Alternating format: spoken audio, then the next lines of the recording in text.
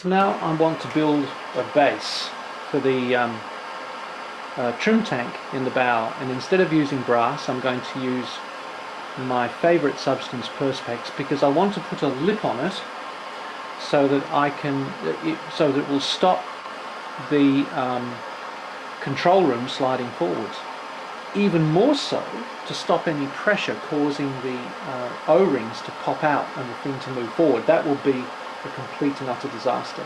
So I'm doing this in real time to give you once again a sense of how long it takes to achieve something like this. It's starting to move a bit, but it takes a long time for the heat to go right through the Perspex. It's such an interesting substance. I really enjoy using it. Fantastic. And even then I can touch it. It's quite amazing. Yep.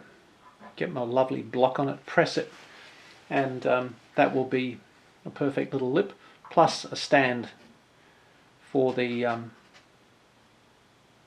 Actually, I remade this. I made it a bit longer, as you'll see when you see it in the submarine.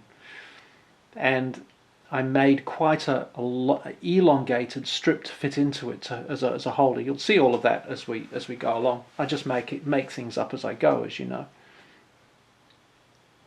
But even that lovely block being held against it like that doesn't cool it down. As I said before, you can quench it in water and it doesn't really work either. You just have to wait for it to go hard. That's good. Just a bit more.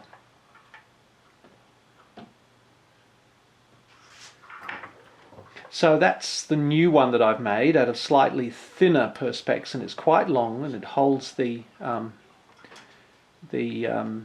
trim tank. And I'm going to make a piece now that's going to fit in between it and the control room. And it's just going to be the last thing I do is to slip it in so that there's room to move. So I've got these nice bits of metal here ready to go. And it's done. Now we're going back to try it again. We've got all the foam in it. Everything's working. The piston's very quiet on this boat. You barely hear it work. On the U-boat it makes quite a whine. No idea how this is going to look. And in fact, that's a pretty good result. It's sitting too high in the water, which means I'm going to need lead to pull it down, which is perfect because I can put it right down deep in the hull, right along the keel. It's pulling over to starboard. Can fix that with a bit of lead.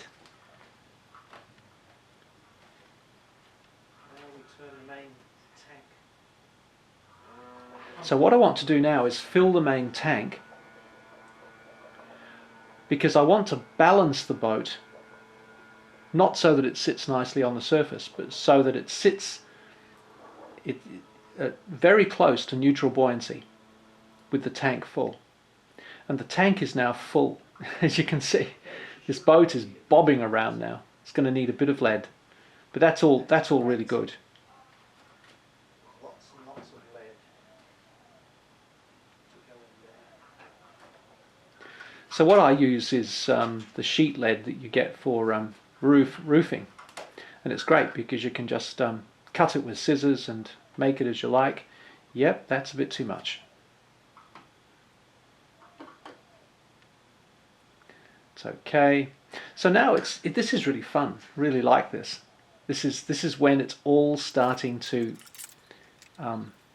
take effect. Yes, I need some on the stern, some on the bow. Bloody well fell off. Put it on the bow. I mean, it sort of grips the hull too, this sheet, so you can play with it as you go. And a little bit more, I think, and there it is. It's now underwater. Very wobbly because all the weight's at the top. I have to hold it, of course. But that's pretty good. That's a starting point, I think. So now I'm emptying the tank just to see what it's going to be like lifting all of this out of the water. Of course, it's going to be a disaster trying to lift all this lead out of the water, because the lead will be in the base of the boat.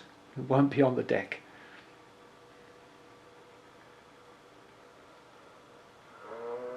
Now that noise is when the tank empties.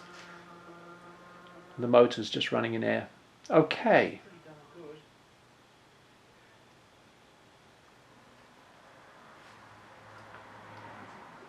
So now I just need to remember where all of these clumps go.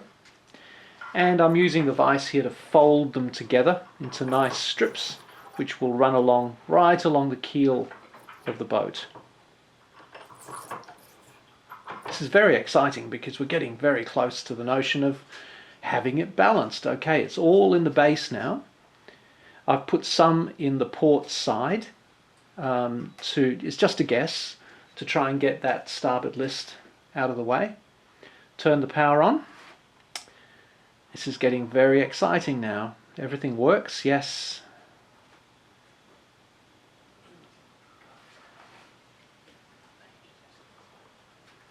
And that, my friends, is bloody amazing. It's pretty even. It's sitting properly in the water. Possibly a little heavy in the stern still.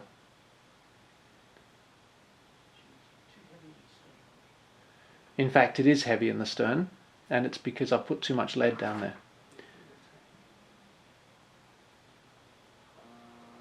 This is the pump filling the tank. Yes, and the stern goes straight down.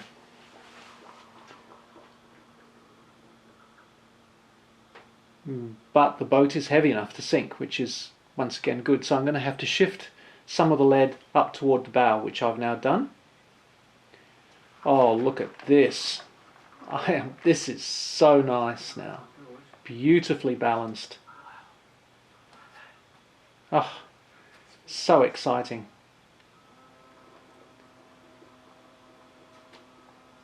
Pump is filling the tank. Still seems a bit stern heavy. But only a bit. Not, oh, that's pretty good.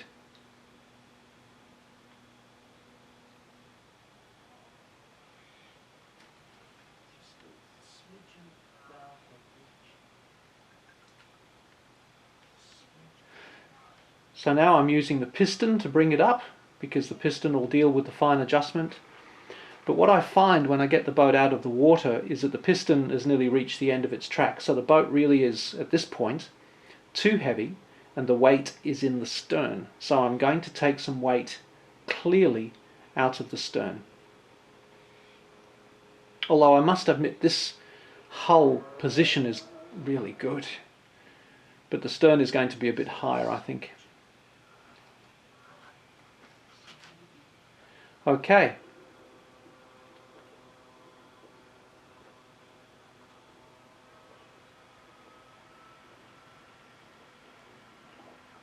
Just slightly heavy in the stern now. That is really excellent.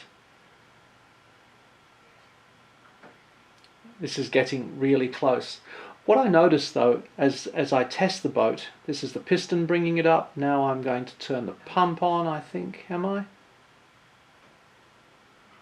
That's it. As soon as the pump turns on, the boat's coming up with great effect.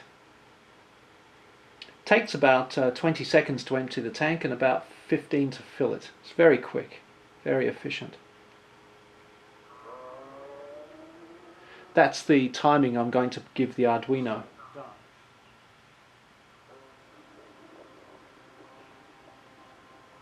Final adjustment.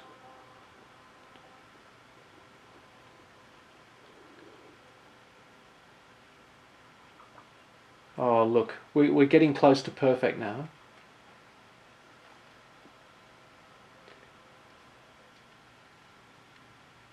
I think I need to put some more holes in the top deck, because it seems to have a bit of trouble getting down. Once again, use the piston to get it to the surface, turn the main pump on, and you're up.